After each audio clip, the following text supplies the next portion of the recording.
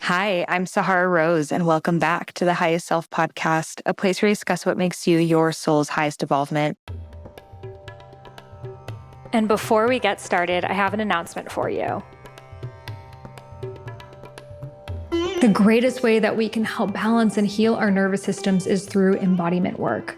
You see, we spend most of our times in our heads. We are constantly analyzing, trying to make sense of the world and predict the future. But what we really need to create the future that we want is to drop into our body's wisdom and understand what it's telling us. And that way we can bring about more healing and co-create the circumstances that we desire. And that really comes first from knowing our body's language. So I have created my free Goddess embodiment practice, which will allow you to drop into your body's wisdom in under 10 minutes. This is the perfect practice you can do if you have no prior experience to embodiment, or if you're already practicing yoga, meditation, maybe you're working out, but you want something a little bit more feminine and flowy to add to the end or beginning of it. This practice is for you.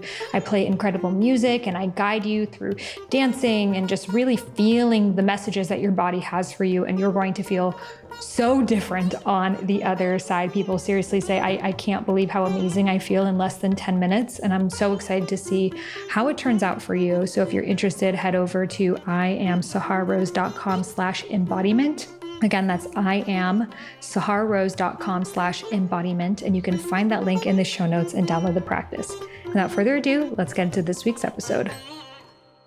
If it's your first time listening, welcome. This podcast is all about making spirituality modern, fun, relatable, grounded, diverse.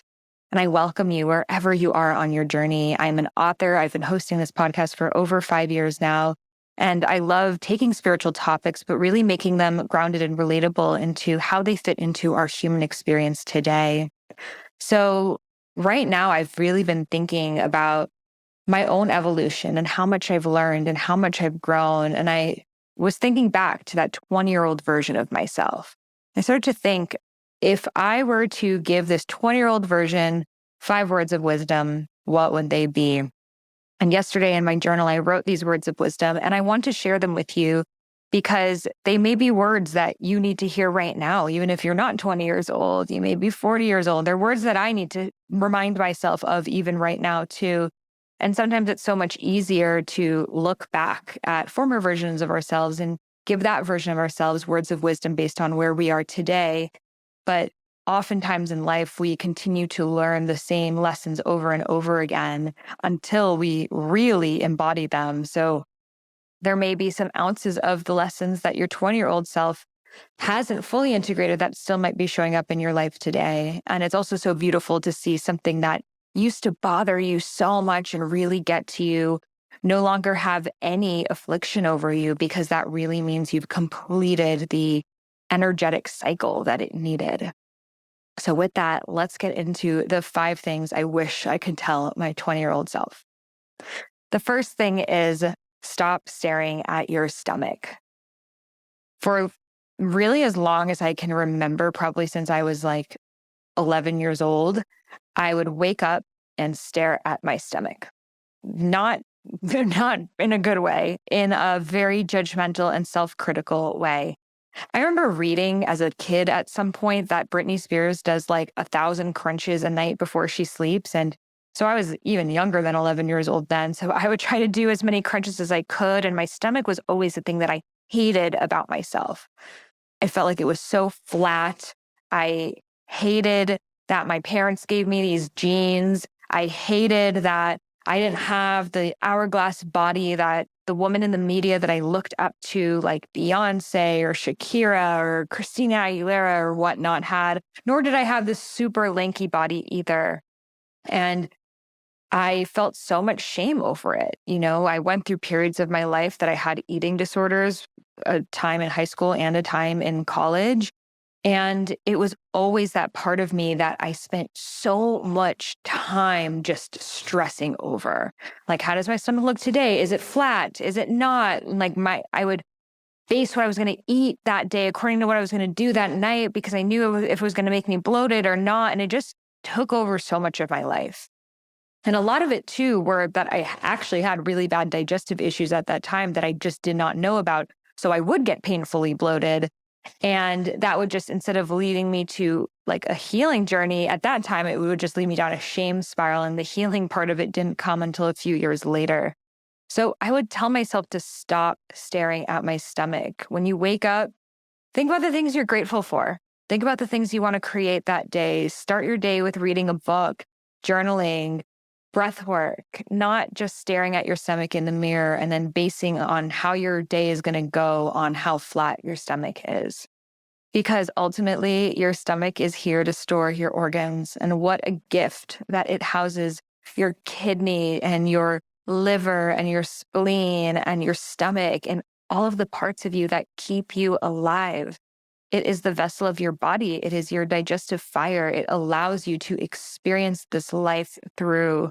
So instead of looking at photoshopped, mind you, pictures of women in the media who also had really bad eating disorders at the time, who also were older than you, who also had different body types than you, who also now are speaking about how unhappy and controlled they were, instead of comparing yourself to that and making yourself feel that something's wrong with you because you don't have that stomach. Instead, just celebrate the fact that you have this body that is allowing you to live this human experience through. And that is going to completely change your relationship with your body. And now I'm so glad that I really hardly ever look at my stomach in the mirror. It's definitely not part of my morning routine anymore. Like sometimes I'm like, oh, I'm more bloated than others for sure. But it's not based off of how I feel that day. I'm not always thinking about it. I just let my stomach be my stomach rather than the priority of my life. And I really do believe that so much of the weight loss industry has been created because if we keep women focused on something so stupid and so subliminal, so unnecessary, right? Like your weight, those last 5 pounds, like if we make our entire life existence on those last 5 pounds, then of course we're not going to go out there and live our dharmas, live our soul's purposes, because we're caught up in these tiny little problems. So I really do believe that part of this is part of the patriarchal agenda to keep us down and to keep us suffering and to try to make ourselves smaller. Why are we trying to make ourselves smaller constantly? Because that's what the patriarchy wants. It's for us to be so small that we become invisible. So I've done a lot of healing work around this since, and I'm so grateful that that part of my life experience has completed. So the next thing, number 2, is don't worry about not having a boyfriend and everyone else around you has one. So at this time of my life, my college roommate and the other girl I was friends with, and it felt like everyone around me had a boyfriend except for me. And when you're 20 years old, that feels like a very big deal. It feels like, what's wrong with me? No one likes me. I'm going to be single forever. And it really turns into this giant problem in your mind, which led to, again, a lot of just shame and feeling of unworthiness, I would say, because I felt like I wasn't chosen. So what I would tell my 20-year-old self is that you don't need to be chosen by a man. You get to choose yourself. And this is the time of your life that you get to go into your interests. This ended up being the time in my life that I really went into my health journey and starting to learn more about holistic healing. And I then went to health coach school and studied Ayurveda. So it was in this time that I spent so much time by myself that I really started to dive into my healing journey. And I also created my blog, Eat Feel Fresh, when I was actually 19 years old. So I would tell myself to just focus on you, focus on your path, and don't worry about the boyfriends, because eventually you'll find the right guy. And then you'll also break up at the right time. And then you'll find another one who you'll marry. And that's who you're with today. And that's all okay. And, relationships come into our lives as mirrors. And even the relationships that you have in college are not necessarily meant to last forever either. So don't feel like you need to find your husband, because the type of person that you would meet right now at this stage of your life is not someone that you would want to marry. So number 3, it's okay that you're not interested in drinking and going out like the people around you.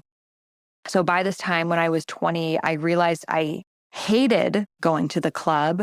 I hated going to, college kind of parties, but I would make myself do it anyways because I felt like if I didn't, I would be left behind, forgotten. I would be out of the loop. So I would make myself go to places that I literally did not want to be And then I would drink because I didn't want to be there. So I would tell myself, don't go places that you have to be drunk to even enjoy, or you're not even enjoying it just to get through. Like, you should not be surrounded by people that the only way that you can handle being around them is through drinking. Be around people that you love to be with, even when you are sober, because those are the people who you really get to keep in your life and you will find. So at this stage of my life, I actually stopped drinking the next year when I was 21 years old. But this was really the time in my life that I wasn't totally being honest with myself. I was kind of living a lie a little bit of going out, but then hating it, but then still doing it anyways because I felt like I should and I needed to. And there just wasn't any other option. So I would really encourage myself to take that time again for myself and to stay in and cultivate that time towards the things that I am actually interested and passionate about, and find people that I love to be with. Which brings me to number 4. Continue to follow your creative pursuits. Don't stop dancing just because you don't have the time. Don't stop creating art just because you don't feel like going to the store to get art projects. Open up your mind to all of the creative possibilities that are around you. You know, your school has improv classes, it has dance classes, it has all these workshops. You just need to choose them. And it's not about not having time. So many of the things that you spend your time on later on just won't matter.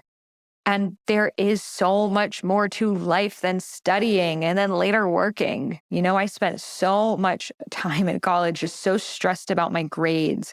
You know, I need to hit the magna cum laude.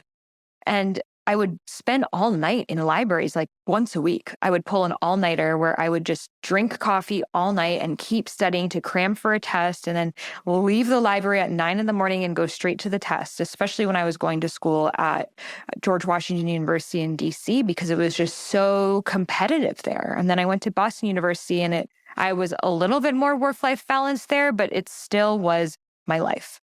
And it came from pressure from my family, especially my dad, where grades were very, very important. My dad went to MIT. So there was just so much pressure on me to achieve. And I wish that I released myself from some of that pressure, because ultimately my grades did not matter. I did not go on to get my master's, so no one saw them.